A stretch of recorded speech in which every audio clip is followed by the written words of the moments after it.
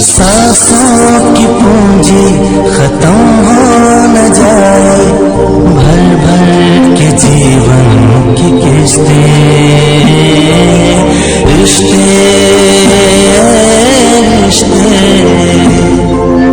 ऐसे निभाते रिश्ते। नमस्कार, मैं संजय सिन्हा। आज जो कहानी आपके सामने लेकर आया हूं उस पर मेरा एक अनुरोध है कि आप इस कहानी पर मनन जरूर कीजिएगा। मेरे एक परिचित हैं जो अपने बेटे के पीछे इस बात के लिए हाथ धोकर पड़े रहते हैं कि वो पढ़ता नहीं। हालांकि उनका बेटा पढ़ने में अच्छा है, मेहनती भी है, लेकिन उसे अपने ही घर वालों से पढ़ाई को लेकर इतनी हिकारत मिलती है कि वो हमेशा उदास दिखता है। मैं जब भी अपने परिचित के घर जाता हूं, उनका बेटा मुझे किताब हाथ में लिए पढ़ने का अभिनय करता नजर आता है। अभिनय? हाँ, अभिनय। मैंने एक बार अपने परिचित के बेटे से पूछा था कि तुम सारा दिन पढ़ते रहते हो? उसने कहा था कि नहीं, बिल्कुल नहीं, पर मम्मी पापा को इसी बात में खुशी मिलती है कि मैं सारा दिन उन्हें पढ़ता हुआ नजर आऊं। मैंने कहा, तो तुम सचमुच पढ़ाई क्यों नहीं करते?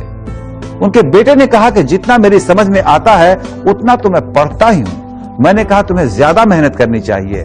आजकल प्रतिस्पर्धा का जमाना है। जिस वक्त तुम जिंदगी में आगे बढ़ने की तैयारी कर रहे होगे, उसी वक्त कोई और तुमसे अधिक मेहनत करेगा और जिंदगी को जीने की तैयारी में तुमसे आगे निकल जाएगा।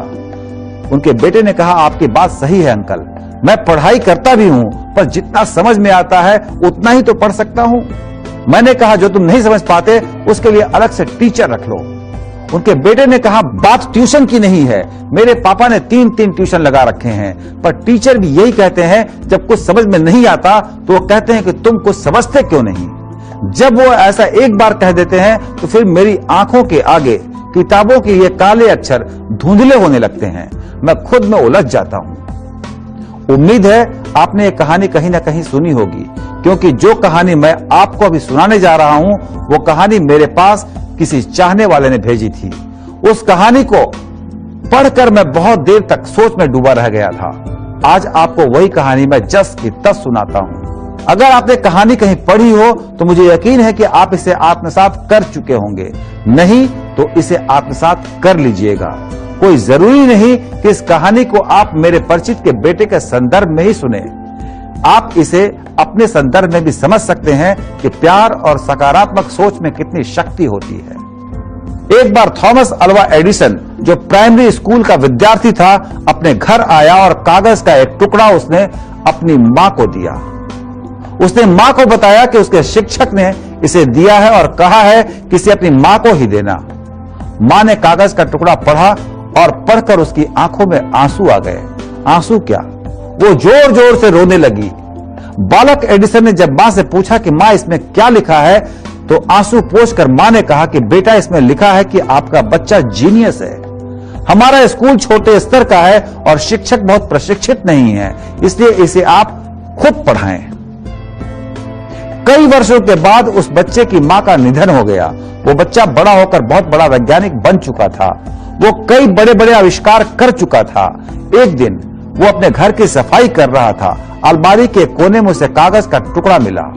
उत्सुकतावश उसने उसे खोलकर देखा और पढ़ने लगा। अरे, ये तो वही कागज है जिसे बहुत साल पहले उसके टीचर ने उसकी मां के नाम दिया था। एडिसन उस कागज को पढ़ने लगे। लिखा था, आपका बच्चा बौद्धिक स्तर पर कमजोर है, हमारे स्कूल में वो पढ़ने के योग्य नहीं है, उसकी वजह से बाकी बच्चों पर बुरा असर पड़ता है। कृपया आप इसे हमारे स्कूल में ना भेजें, ये पढ़ ही नहीं सकता। एडिसन अवाक रह गए और घंटों रोते रहे। फिर एडिसन ने अपनी डायरी में लिखा, एक महान मां ने बौद्धिक तौर पर कमजोर अपने एक बच्चे को सदी का महान वैज्ञानिक बना दिया। यही है सकारात्मकता, यही है वो सोच जिसकी जरूरत है आपके सभी रिश्तों को, बड़ी हो रही आज की पीढ़ी को। मुझे उम्मीद है कि इस कहानी को आप जरूर आत्मसात करेंगे और आप वो गलती नहीं करेंगे जो मेरे परिचित कर रहे हैं अपने बेटे के साथ। अब ले चलता हूं आपको संदेशों के संसार में। Stories are great and there are many hidden teachings in it, and we can apply them on our daily basis and in our real life. Priyanka Delhi से संजय सिन्हा जी को बहुत बहुत धन्यवाद देना चाहूंगी।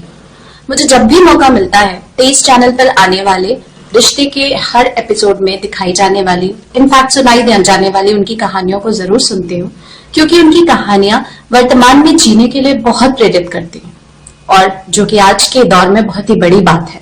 हम सारे अपने फ्यूचर को लेके इतने परेशान हैं कि ये भूल ही जाते हैं कि अपने वर्तमान की छोटी खुशियों को कैसे एंजॉय करें।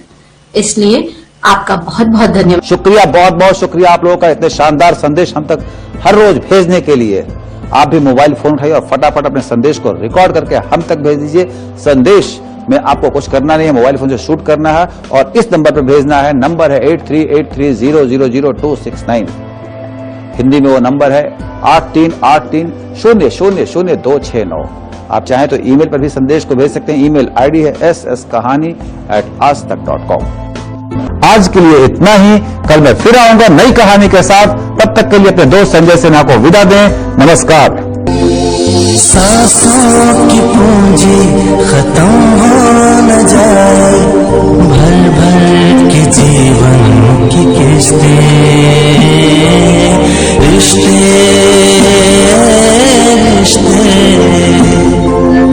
ऐसे निभाते